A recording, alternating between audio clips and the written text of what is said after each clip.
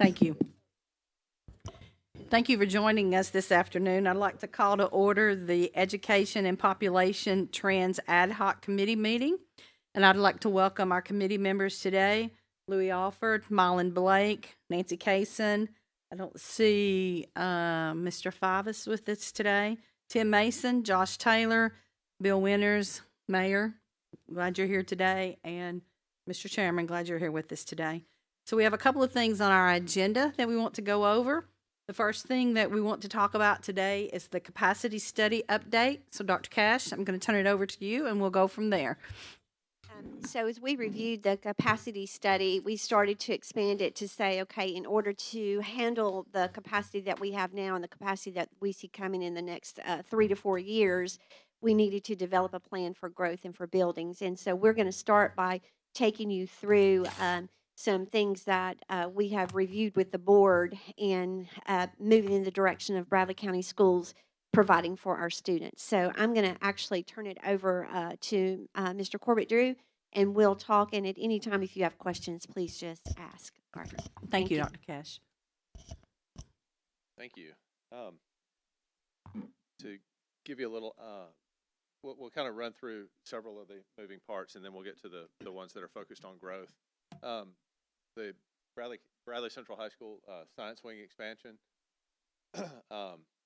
We're in the final stages of procuring the grant that would facilitate kicking that off, hopefully in fiscal year 24-25. The Ocoee Middle School Building F addition to accommodate some new CDC classrooms. We are in our pre-development stages right now, about to kick off design. Anticipate that being open for start of school of the 25 school year. Get the tracks and kind of get to the ones that are growth focused. Hopewell, Parkview, and Waterville, kind of in that order, and we can talk about why. But let's jump in. Hopewell first. We've split Hopewell into 3 phases. We have a lot of pretty significant site constraints here with topography, massive drainage basin that runs just along Plan North, just above those buildings there. And it's really a constrained site in a lot of ways. So the plan was, and would it be better if I go over there and point to it? Yes, please. I'll speak loudly.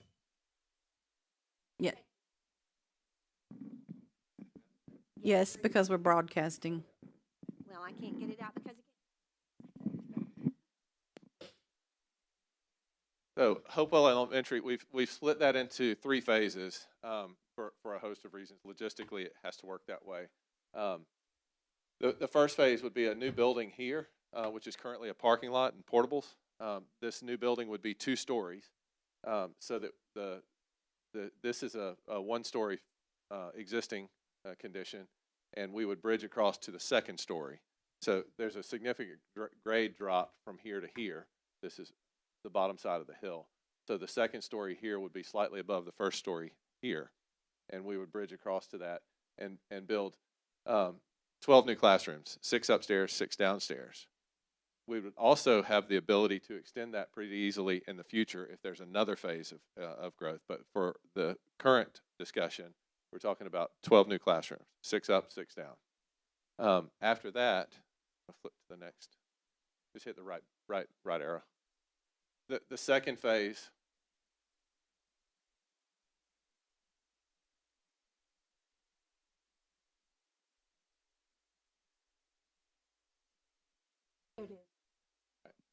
The second phase.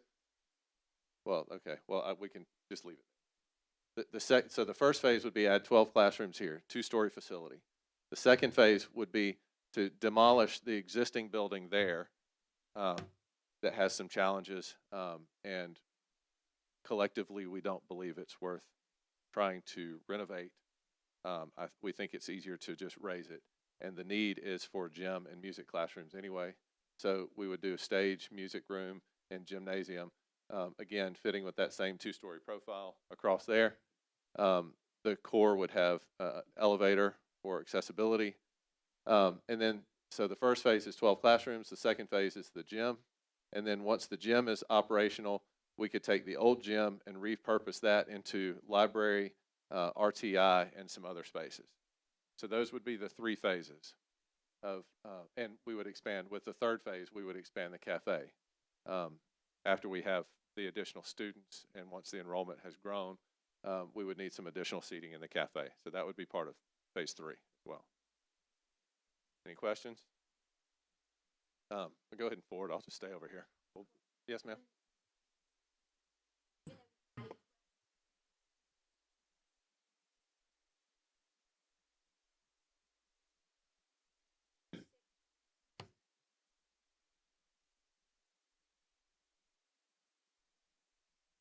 So I have a question. Yes, ma'am.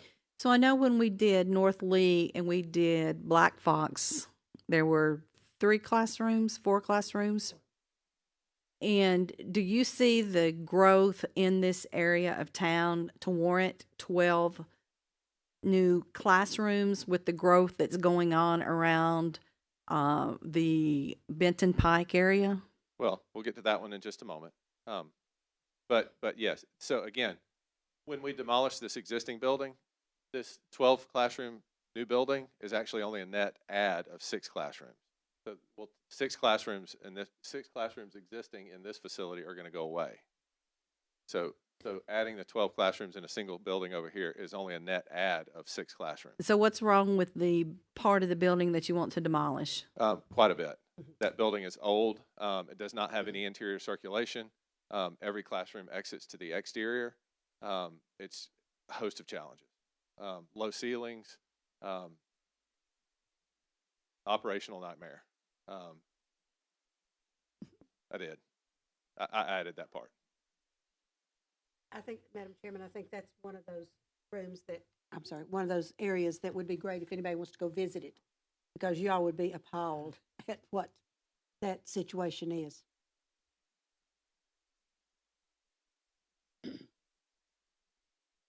What will actually be in that section? What will you put in, when you demolish it, what will you put in its place? So when that building is demolished, a gymnasium and music room and stage will go back into that space. It's in this facility, in that area. Okay. Any other question, Mr. Alford? What kind of time frame you looking at on those 3 phases? So the first phase, we see that between design and construction spanning 2 fiscal years. The second phase, similarly, we would try to overlap them, overlap design of phase 2 with completion of construction of phase 1, so that if we're happy with the contractor on phase 1, we could potentially just change order the second phase in and not demobilize them and remobilize them. We'd like to roll straight into, there's some advantages there to rolling straight through. But we see about a 2-year span for the duration of phase 1 and a 2 fiscal year span of the duration of phase 2. Phase 3 is probably a little bit shorter than that because the scope is not as extensive. Chairman. Yes, sir. Phase 3, what's your time frame on phase 3? Phase 3, it's about 18 months. So if phase 3 is so bad right now, why aren't you starting on it rather than adding new classrooms? Your old building you're talking about. No, the old building, the existing, so the building that's so bad would be part of phase 2. But we build phase 1, we add new classrooms. We add 12 new classrooms, 6 new, 6 to replace the ones that will be demolished. And so phase 1 is necessary before we can close that building and get rid of it. Does that make sense? So if we demoed that building first, we would have nowhere for those kids to go. So if we build the classrooms first, that keeps us operational, and then allowing them to roll into the new building while we begin to work on the gym. So you're looking at 2 years on the new classrooms. So you're looking at 2 years to destroy the old classrooms. So you're looking at a 2-year project. Yes, sir. That 2 or 3 or 4 years, actually. Do we have any kind of estimated cost on any of this? we do. Yes. And are we? Are we diving into today, or are we? Well, we can generally tell you of course we have not put this out to bid, so we don't know if these are accurate or not. But we can give you general cost, but we can't tell you when we go whether that's going to hold with a bid or not. So, but we can if you are looking at phase 1, which are the classrooms. You can tell them. Yeah. Okay. So, phase 1, the addition of 12, or the additional classroom building, with some contingency and provision for escalation, we're looking at $8.3 million. Phase 2, the addition of the gym, music and theater portions would be $5.5 million. Again, preliminary estimates. Phase 3, the duration of that, we're looking at 9 months, by the way. Phase 3 would be a total of $1.3 million. Again, preliminary estimates. I understand. Subject to a very volatile market, but we're trying to be conservative. Population-wise, you expect, how much more population would that, once you get our first 3 phases done, looking at population, what numbers of students you looking at that school? So that takes Hopewell from 450 to 620 students. So it's a 37% increase. 600 what? 620.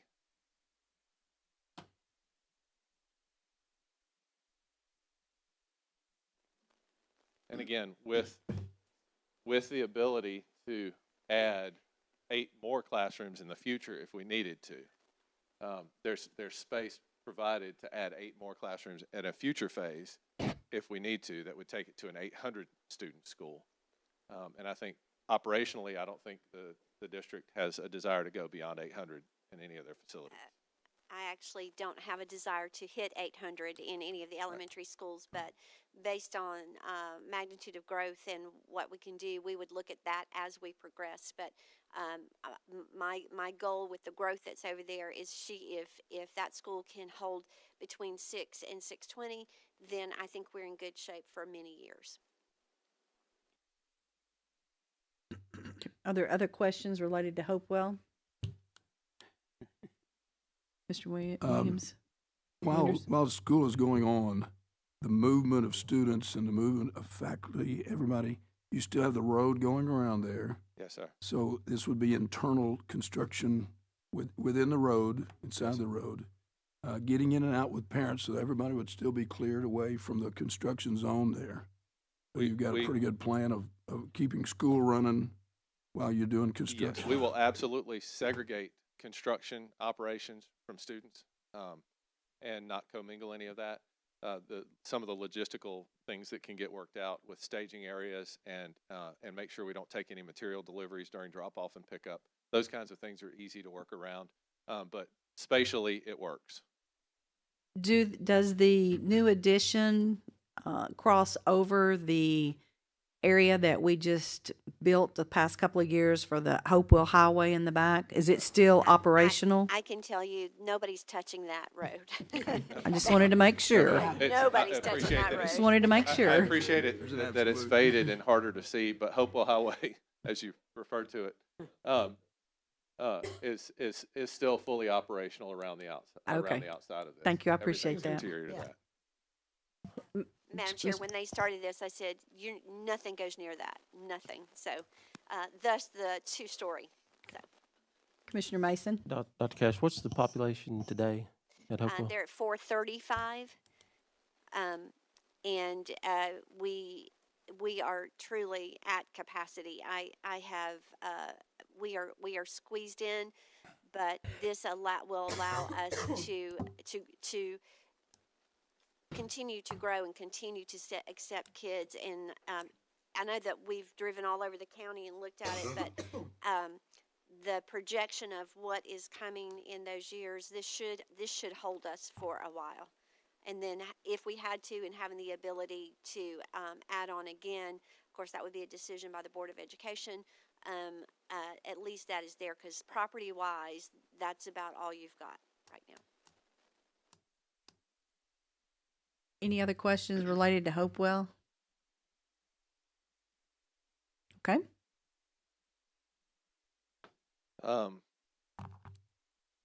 Parkview Elementary, what we're proposing there is 2 4-classroom additions and relocation of the playground. So a little bit more straightforward there. We are going to have to reroute some of the site work, some of the roadway, the circulation roadway. It's a little bit more straightforward. 1 phase, 8 classrooms, and a parking lot. That would impact capacity. That would take Parkview from 435 students to 595 students, so an increase of 160 students, 37%. And the cost? Parkview is estimated at about $3.93 million. Madam Chair, Yes. and one of the things with Parkview and trying to start with Parkview, it will allow me to download and rezone some students from Michigan Avenue as well as Oak Grove, so I can take some of the capacity off of those 2 schools when when we finish this, and knowing that, so I'm relieving 3 instead of just 1 by expanding Parkview. When you look at Hopewell, Parkview, and Waterville, what would be your preference to start with? Preference or all of them? My biggest, well, we're going to get to Waterville. Waterville is totally out of capacity. Hopewell is the one where the growth has magnitude so quickly that would be where I would start.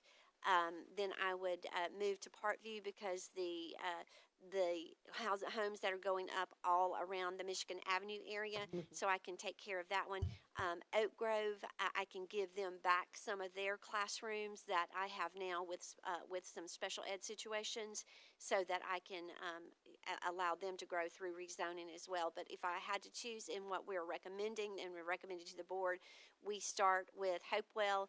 Shortly behind that, we start with Parkview, and then we would move to Waterville, and we're gonna get to Waterville, because we have an alternate plan for Waterville while we're waiting on the next build. Okay. And the time frame for the Parkview construction? From the initiation of design until the certificate of occupancy, probably 18 to 20 months. Okay. It would be 2 fiscal years. It would span 2 fiscal years. Are there any questions related to Parkview? Questions related to Parkview? Okay, cool.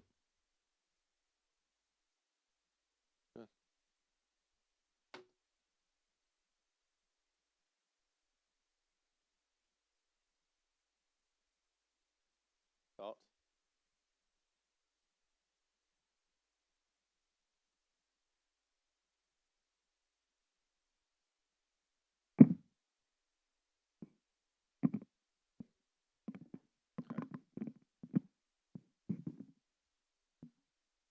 My IT knowledge, but I was going to turn it off and back on.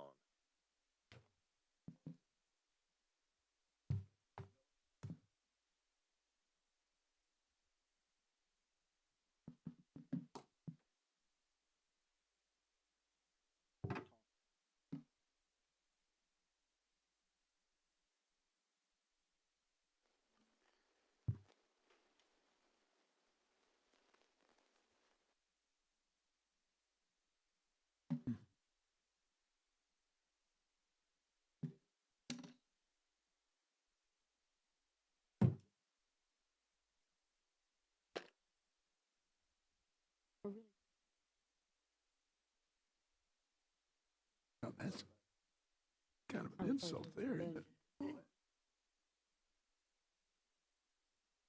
Oh, yeah, you're right. It's close.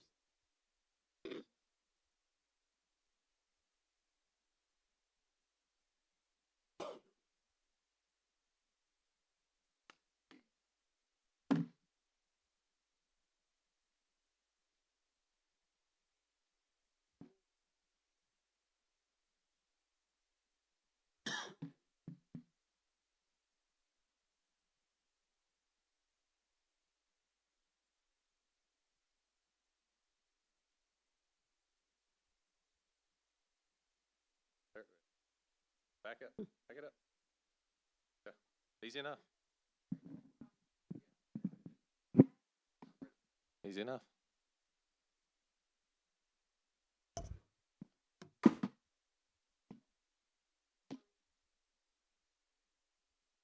Pardon?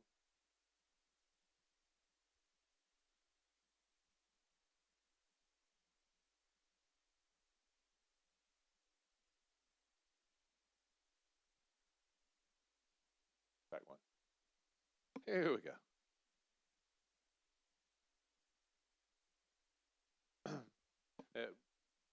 Are we ready? At Waterville, it's kind of there's several disparate kind of components here, but it would be an 8 classroom addition, basically extending that north wing further, planned north, south wing, but extending that further out would require relocating portions of the playground, not the entirety, but at least portions of the playground.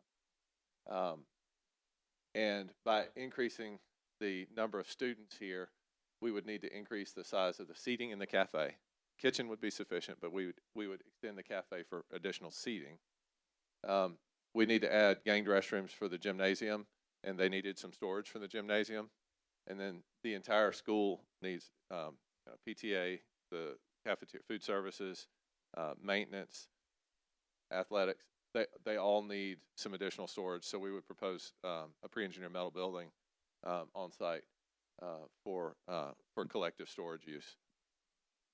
So again, 8 classrooms, the addition of some seating in the cafe, restrooms for the gym, and some storage.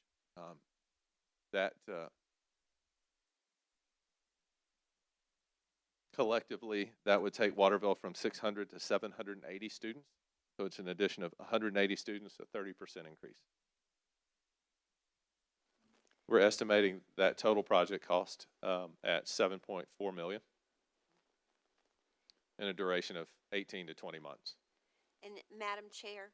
Yes, ma'am. And with that, that would be my max recommendation for that school. I would not want to go back and add any more to that, which will take us into a later discussion about the need for a new elementary school.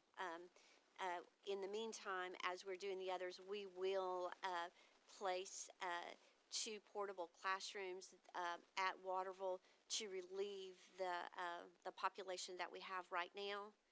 And because we have, again, we are at capacity and are using every single space that we have, and that would hold them and until we get the other projects done, and then we would come back around to that one.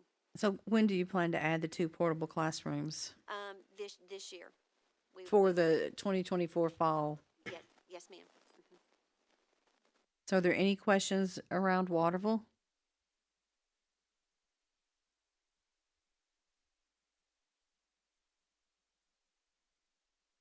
The other benefit of the Parkview plan that we showed a few minutes ago is the core spaces, the gym, cafeteria. Those are all sufficient for that growth without the need for additional expansion. So that the bang for the buck is much stronger there. Okay. So we do want to swing back around, and Ellen, you're going to have to help me with this.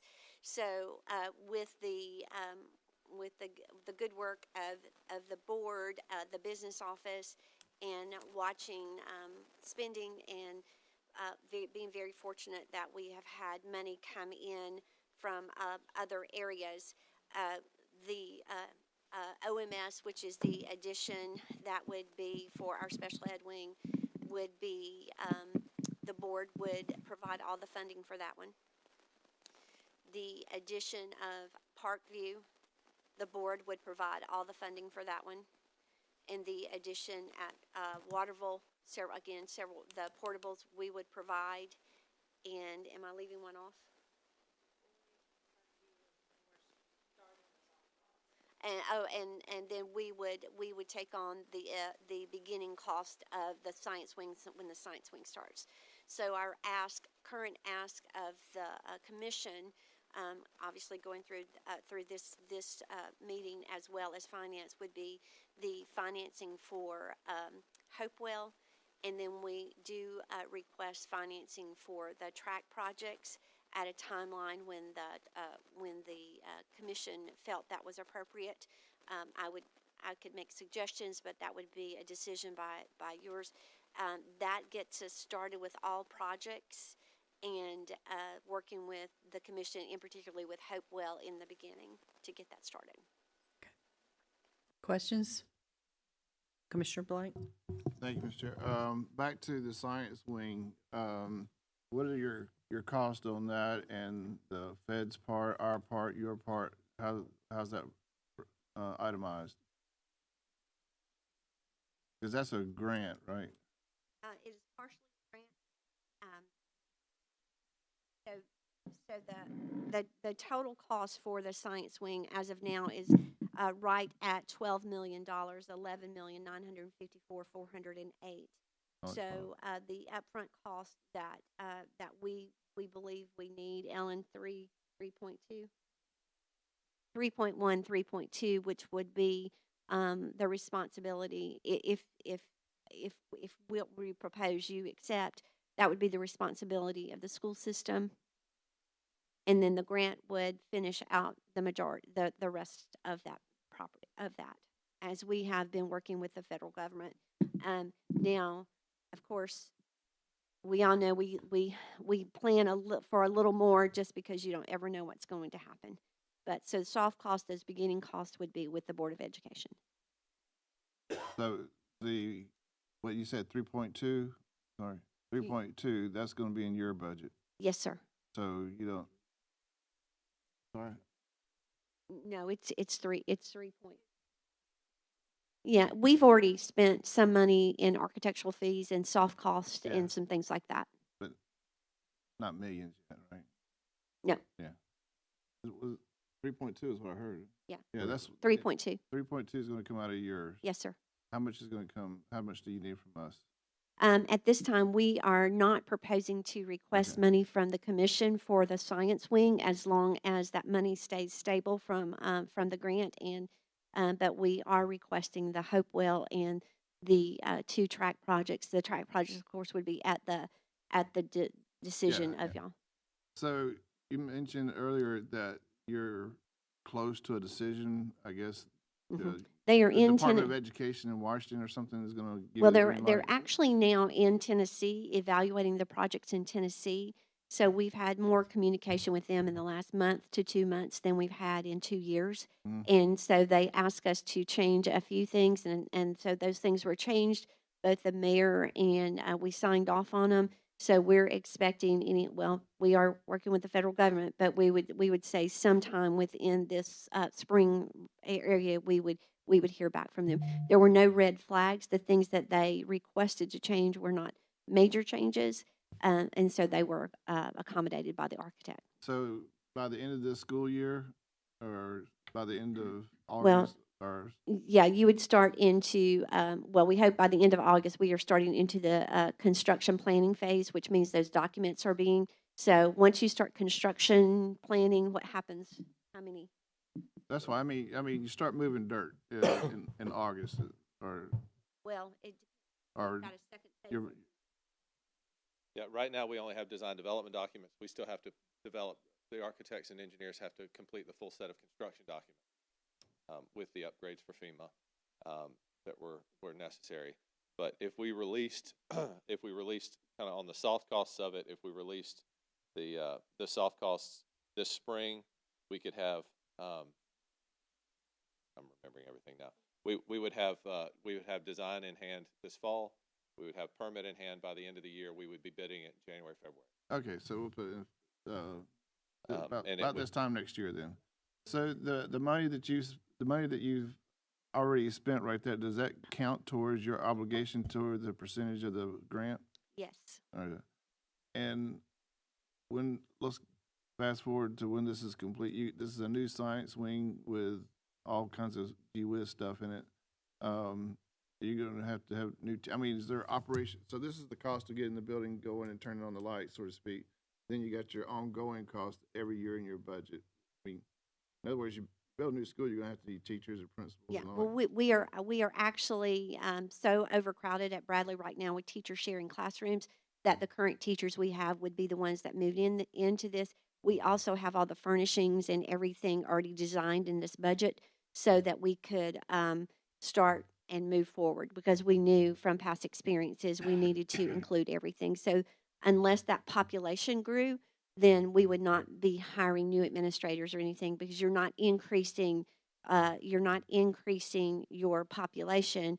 You are building a building to accommodate what is already there, where they're double rostering in classes and moving and Gotcha. shifting. So the recurring cost after is minimal. I mean, I'm sure we'll have to, I mean, you're buy. gonna have electricity and all that kind of stuff, Yes. but as far as salary, I guess what I'm getting. We'll be You just good. answered that. Thank you.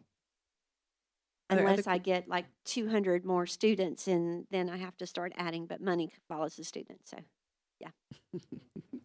Are there other questions? Okay. You can continue on, please. Just wanted to, again, there was, at the last ad hoc committee meeting, there was a lot of talk and to look at county maps and all of that, and we just wanted to reinforce that with the 3 corridors.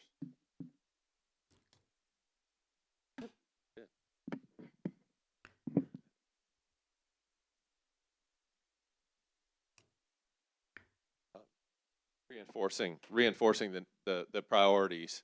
The growth corridors in the northwest, you see a lot of homes, not just the development going in, but you see rooftops already there, and that reinforces the need for Hopewell's priority. And then you shift over to the north, and there's quite a bit already underway there. Quite a few rooftops already existing. The growth is there. That supports that actually, and the stuff on the east side both feed into that Benton Pike crowding. So with the growth on the north, we could split that between North Lee and Michigan Avenue, Parkview. But those two growth corridors would be alleviated with the expansion at Parkview. I think that was it.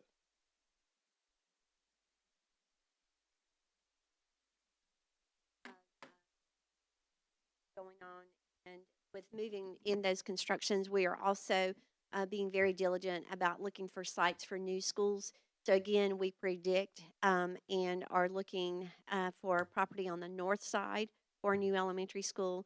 We will begin to look on the south side for property, and then we do believe at some point we will need a middle school on the far north end as well, because once all these elementary schools get populated, you're going to need middle schools, a middle school for them too, and that's far-reaching. That's a long way down the road, but that's what you're seeing your population do.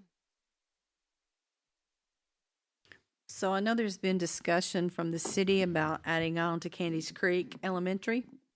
So if the city chooses to add on to Candies Creek Elementary, does that change your thought process related to Hopewell? It does not. There's so many homes going up in and around that area, and it is also showing that even further down Georgetown, you're going to start more buildings. So if it takes us let's just say we were in a 2 to 4 year span to complete Hopewell, my prediction is it will be full long before we're completed, along with the growth that's inside the city. Okay. There are other questions?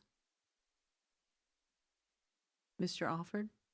In your population concern, is all that growth area you're talking about, are you figuring outside city zone or inside city limits? It's both. That land that's over on, is it Durkee, Mr. Taylor? That's over there.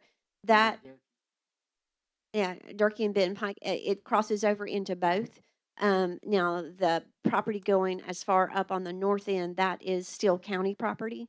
So it's in both. But right now, what I have is every school is needing space. So for the Parkview area, I will actually rezone some of the kids that are already zoned in the county. I will rezone them so that I can begin to relieve some of that population.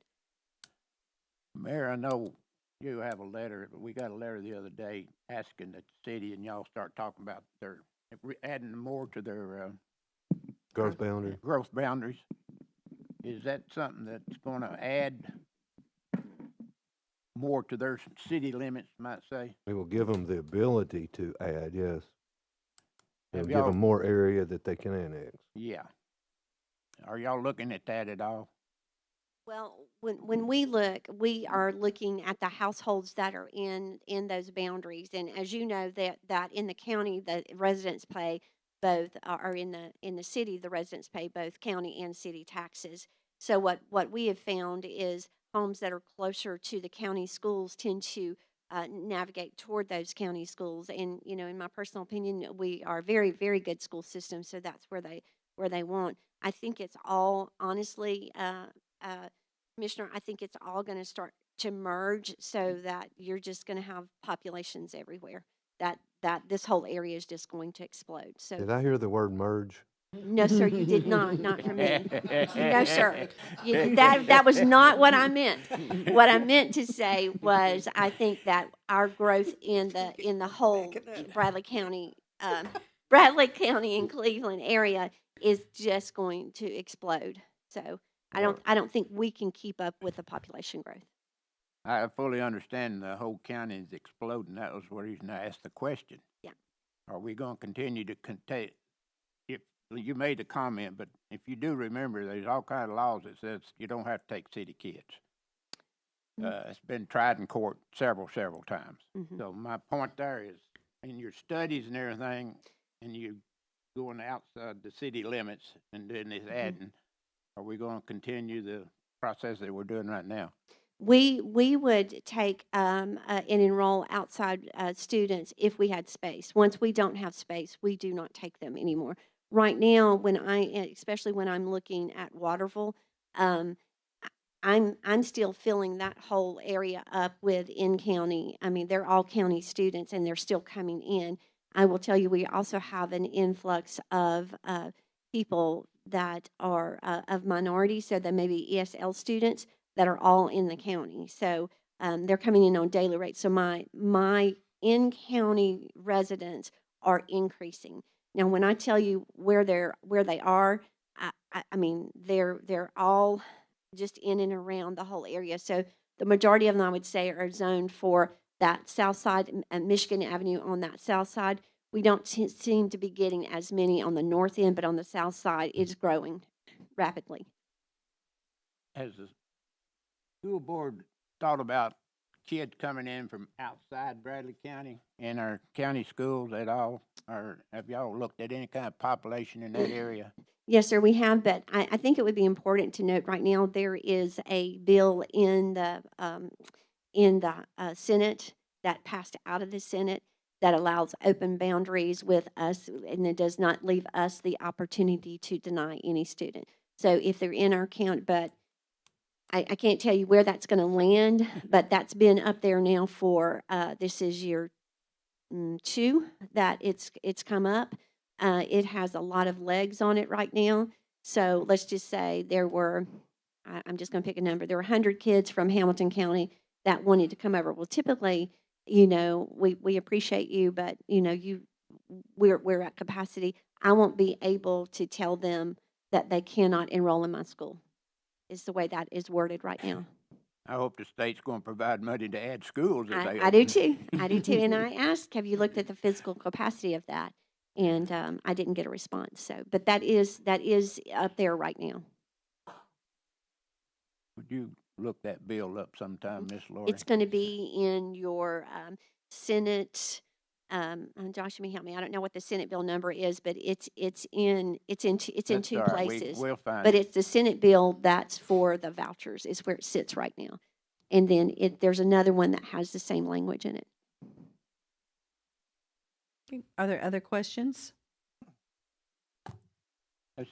Well, on that, that would mess up maintenance of effort quite a bit, wouldn't it? I mean, I don't know that that's been thought all the way through, as far as. we kind of know the formula with us in the Yes. city, and then Hamilton County pays taxes as well, but only to Hamilton County. I mean, when And when if I Bradley when County kids went to Hamilton County, would we have to do an ADA with them? I mean, I don't gets think they really thought messy. that all the way through. I think they just want to say you should be able to go wherever you want to go. talked about Other questions? Okay. Okay, you all can continue on.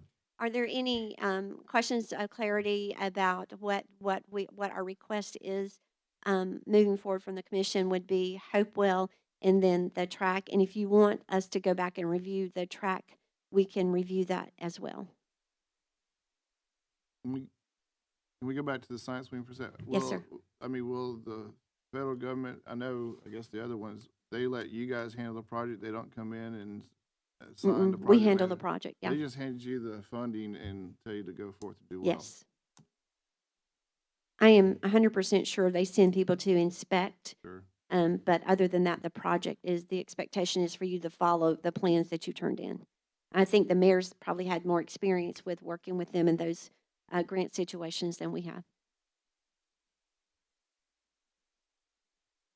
Any, Commissioner Alford? I'd like to review the track. Sure. Sure.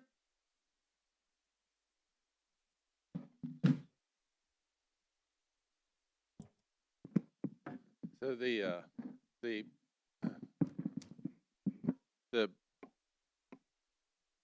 sum total, we'll call this a wish list, but discussions with the athletic department. This is a survey, hard to see at this scale, apologies, but they want to expand the track from 6 to 8 lanes and resurface it completely. They'd like to use the infield of the track for other events, ROTC, marching band, soccer, lacrosse, which would mean all the other track events, the field portion of the track and field would have to be located outside of the infield.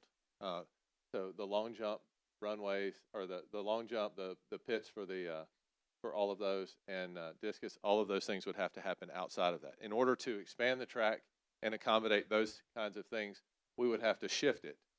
We would have to shift so you couldn't expand it as it sits because of the embankment, the other fields. So we would have to turn that some, which means there's some grading and drainage work. So there's about $1 million of site prep, grading and drainage modifications in order to be able to shift that and accommodate all of that. The track expansion itself is about $1.5 million. If you wanted to do an artificial turf infield, that would be a $500,000 upgrade. A field house and concession that would have locker rooms, training rooms, a public address, and concession and public restrooms that could serve softball, track, and tennis would be about a $2.5 million add, and then amenities, bleachers, new equipment for all the track and field events would be about $1 million. So that total is 7.2. But if you were just to limit it to the expansion and resurfacing of the track, you would do the drainage and the track expansion, then that total would be about 2.5. And then Walker Valley is a little bit simpler. It's just a resurfacing, not an expansion, and the estimate there is about $300,000. Mr. Taylor? I was just gonna say, we had looked at this and talked about, this being done in phases. And so kind of that first section of that first phase, can you go back over again, just what that cost is? Just the track back and at Bradley? Yes. Okay. So the first portion of that would, if we were just to do the site work, the grading and drainage, and then shift that and expand it to 8 lanes, would be about $2.5 million, plus some soft costs. And in doing that site work and that grading and drainage, doing all those improvements, you could facilitate with that first phase of design and construction, you could accommodate and make provision for the future addition of all those things. But you would not have to do those as part of the first phase. Commissioner Alford? If you're gonna do the first phase, my understanding right now, they don't have much of a storage space or restrooms up there in that area. Is that not included in any of that, other than doing the grand finale at the other side of it? Have you figured that if you did just the track with some bleachers, a storage facility, and restrooms for the tennis courts and track, did you look at that concept at all? Not necessarily. I mean, we can. We certainly can. But the first phase, the first portion, the first phase of this was just to expand the track, to do the site work, grading, drainage, and then expand the track to 8 lanes. What kind of surface are you talking about on the track? Kyle, you want to address that? The track surface, it would be the same as Walker Valley.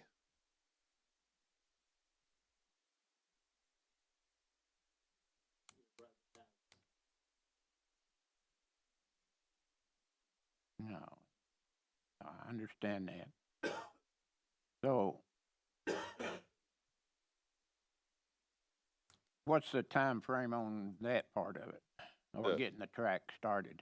The grading and drainage, probably figure about 4 months of design, probably 10 months of construction.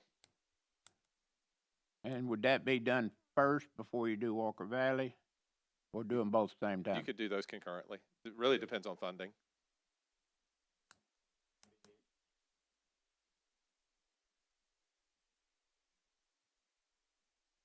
All right.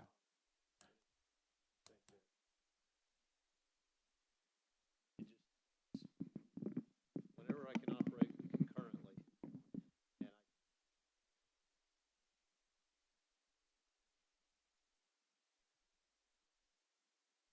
and I don't question that.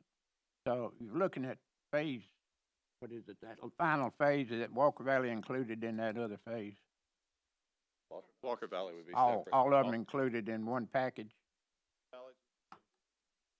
Okay, that's what I'm saying. So if you included Walker Valley, what would if you did all the phases you're talking about, what would be the final cost? 2.8 plus soft costs, so figure 3 million. No, that's for the whole project. Oh, for the whole project, with the field house and everything. 3.5. I mean 7.5. 7.5. Okay. Commissioner Blake. Dr. Cash, so you are proposing an expansion and somewhat of an overhaul with Hopewell Elementary, an expansion with Waterville, and an expansion with Parkview. So can we assume that all the others, you can't expand them or it's not time for them? I mean, you have Prospect, Michigan Avenue, Valley View, Oak Grove, and so forth and so on. As we looked at those, and we did look at, there were very few areas that we could expand without having to touch the cafeterias and the gyms. So at this time, that would be where we would recommend the expansions go to. Now, when you, for instance, I'll take Valley View. Valley View, there's so many lines underneath there. It's more intricate and almost not cost effective to go into those to look at. There are some ways, but I'm not sure that that's the direction that I would move for now. I would not recommend. And when you look at Prospect also has some concerns and issues. That is one that later on you might want to, but they still have some grandfathered pieces in that we are looking more at a push toward Hopewell than we are Prospect. And when we rezone, the thoughts there are if we build a school on the south end, then I am relieving 3 or 4 schools when we have to do that. Right now, we're okay at Prospect. If I have another new subdivision come in there that starts to be zoned for that school, we'll have to go back and look at that one. But so there is capacity and cost, to expand those schools. Just right now it doesn't. You're not going to get as many classrooms as you can, like at Hopewell, where we have room to add all those additions. And at Waterville and Parkview, you don't have the space to get as many classrooms as we would need to get. But they're all tight. I mean, we're not gonna hold you to it, Yeah. but it's looking in the future. Hopewell's done, Parkview's done, and Waterville's done. There's no more capacity to expand any of your elementary schools. At that point, it's time to start looking for a new school. I would look for a new school. Yes, sir.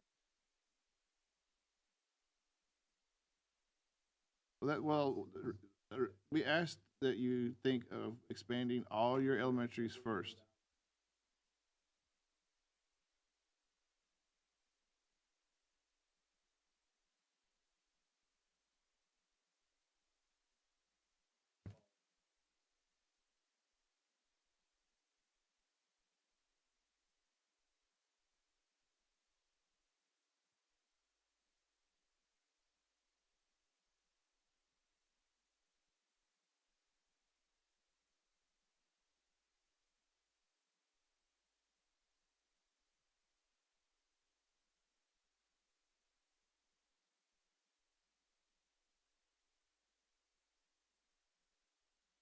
Thank you. We actually talked with the architect and looked at in some of the other schools you're looking more at renovations and maybe adding 1 or 2 classrooms, but not a full scale impact where you could increase by 100 to 300 kids. You don't have that kind of opportunity. But in Hopewell, you're willing to go 2 stories and build up, so to speak.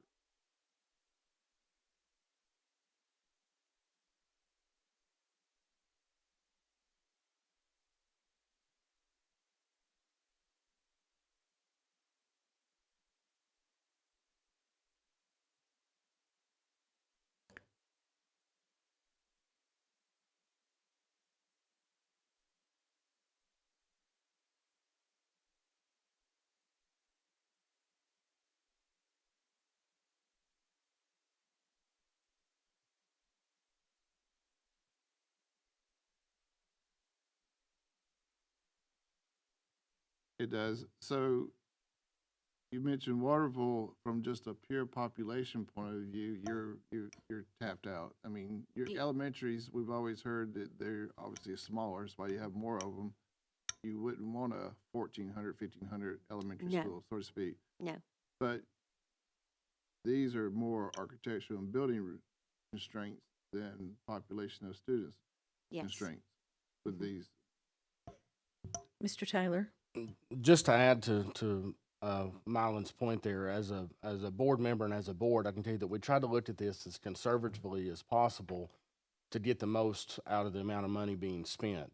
And so these schools that we've chosen to do these additions on, or we're proposing to do these additions on rather, are the ones that are most accessible to do so. So Parkview, you're not going to have to, it's got a very large gym and a large cafeteria. So without really touching anything, you can add to this. With the project at Hopewell, we're able to do that without interfering with the current student body that's there. Some of these other buildings, because of their age, and there's some laws in effect that once you touch that building, you've got to bring all of it up to code, which may not necessarily be feasible to do. You're talking about renovating or almost demolishing an entire school to be able to get it back up to code just to do an addition on it. But correct me if I'm wrong, we made an agreement, I'll call it that, out at Taylor with Mr. Stepp to have more property so that we could expand, correct, Mayor? Well, now think about when you're thinking about Taylor, you're building. You would build whole new sections, but that Taylor population, unless that unless that property sells and you start to fill in there, you don't have that population growth hitting over there like you do on the north and the south end.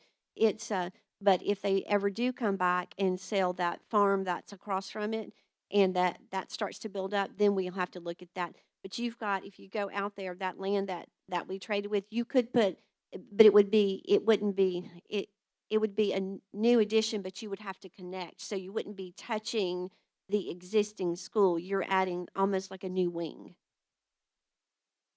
That only becomes an issue if you're touching what is already existing. So in the instance you're talking about with Taylor, in the event that there's needed to be growth out there. As Dr. Cash was saying, that would be a separate building, not attached to the original.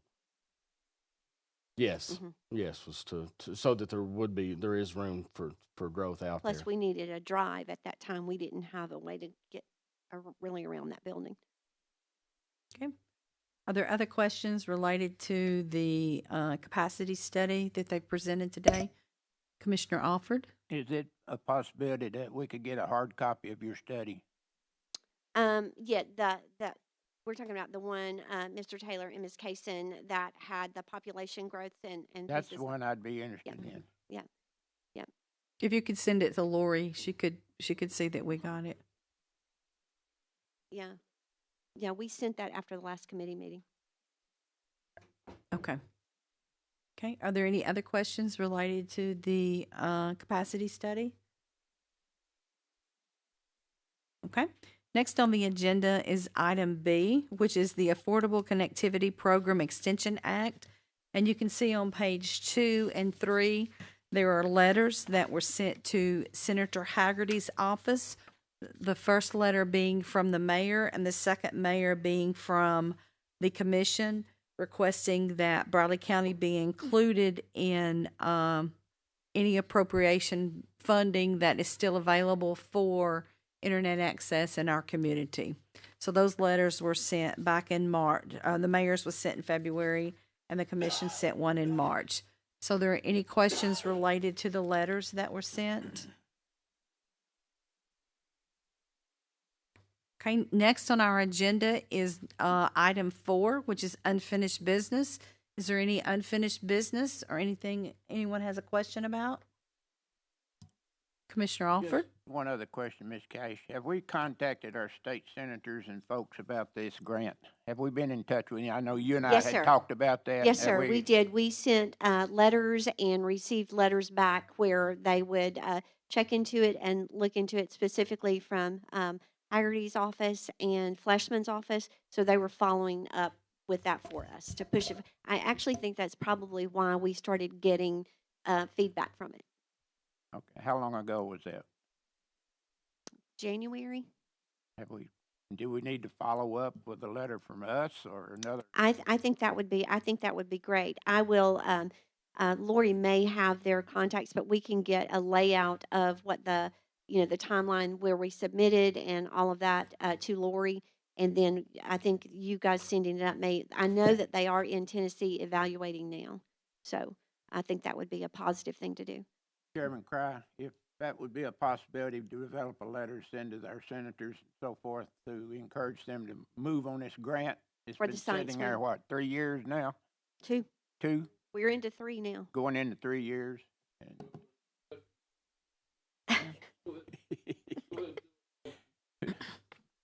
If we'll need to bring that up, I guess, too, in front of the commission for the permission to do that.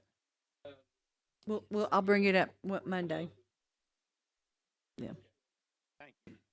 Okay. Thank you. Any other questions? Okay. Sure. Turn your microphone on. A city district of the county. And I hope there is dialogue that's going between city and county of the growth, because my constituents pay for both of them. Mm-hmm. And I think there is a need, and I think that's planning with some dialogue that the mayors have initiated.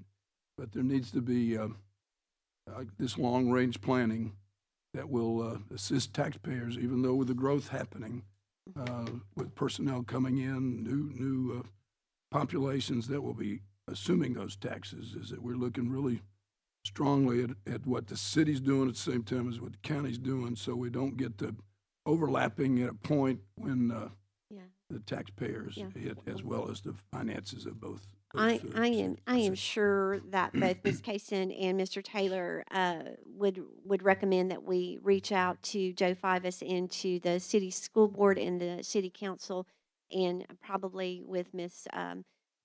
Slater, so that we could get something where we could talk about it. I don't have a problem with that, Ms. Kaysen, Mr. Taylor. We will gladly facilitate that. Any other unfinished business? Dr. Cash, I appreciate you and your team coming today. I know we've tried to schedule this meeting several times and it got canceled for various reasons. So I'm glad that we were able to meet today, and I appreciate all the information that your team has shared with us today. The other item on the agenda today is communication from the audience. Is there anyone in the audience who would like to stand and speak for 5 minutes about anything? How about the lady, Marita, back there, Marita, we want to see. Okay. If no one, do you all have anything that you want to end or share before we close, Dr. Cash? Okay. All right. I'd like to wish everyone a happy Easter and enjoy your couple of days off. And this meeting is adjourned.